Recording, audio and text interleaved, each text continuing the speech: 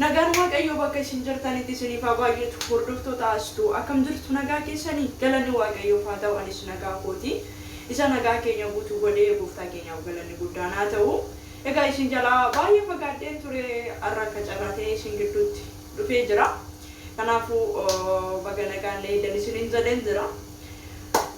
Guyyaa har'a wanta ni qabadhee isin bira dhufe maa'inni waa'ee obboloota keenya Saudi Arabiyaa keessa jiranidha jechuudha. Asumaan immoo shiroo jechaan dura gooftaa shiroon addaa'ee kottaa lafuma shiroo jechaatiin jira. Kottaa nyaadhaa'een isin jechuu jaalladha.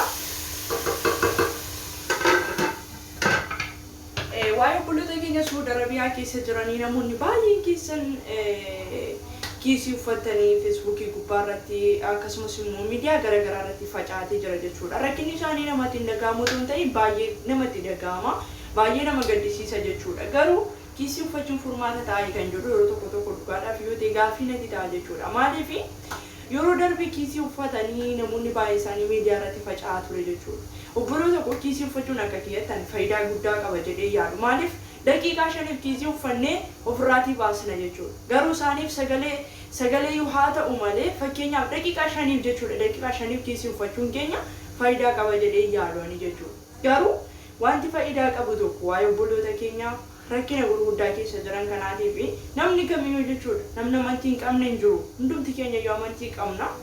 Waaqayyo immoo waaqa garaa laafessa waan ta'eetiif waaqayyoon kadhachuu qofatu dhaloota keenya rakkataa jiranii furmaata ta'a malee an akka kiyyatti obboloota koo kiisii daqiiqaa 5 uffatanii jechuudha. Daqiiqaa 5 hamma viidiyoo yookaan immoo Facebook irra ittiin suuraa ka'anii poostii godhanii fi daqiiqaa 5 uffachuun ani faayidaa qaba jedhee yaadu akka kiyyatti jechuudha. Wanti faayidaa qabu garuu inni tokko jechuudha. Namni kamiyyuu akka amantii isaatiitti kan musliimas ta'e kiristaana namni kamiyyuu jechuudha.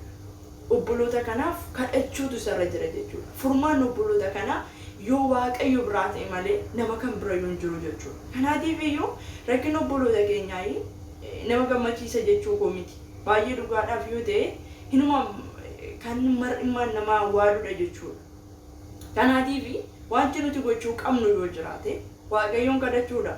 Fakkeenyaatiif otoo mootummaa biyya sanaatiitu dhaloota kana gadhiisuu dide ta'e mootummaa biyya sanaatu dide jennee kiisii uffannee akka addunyaan isarratti kaatullee gochuu hin dandeenya. Garuu kan jibbee mootummaa keenya dhaloota keenya jechuudha. Kanaatiif iyyuu mootummaa gara jabaatee dhaloota isaa jibbee kana kan gara laaffisu yoo jiraate waaqayyo qofa jechuudha. Kanaaf lafa jirtanitti akka amantii keessanitti waaqayyoon kadhadhaafi waaqayyoon kadhannaafi dhugaadhaaf yoo ta'e an baay'ee daa'imman achi keessatti baqa balaan garaagaraa irratti bu'u inuma baqa dhugaa waaqayyoo sooshaal miidiyaa kanarratti wanti argamu baay'ee namatti hin tolu jechuudha. Gaafa ilaalan immoo baay'ee amilee nama cabsa. Maaliif namni kamiyyuu gaafa haadha isaa irraatii ba'u gaafa abbaa isaa irraatii ba'u nan hojjedha of hin jijjiira nama ta'ee maatii koo nama godha. Rakkina garaagaraatiinidha kan isaan biyyaa ba'an jechuudha.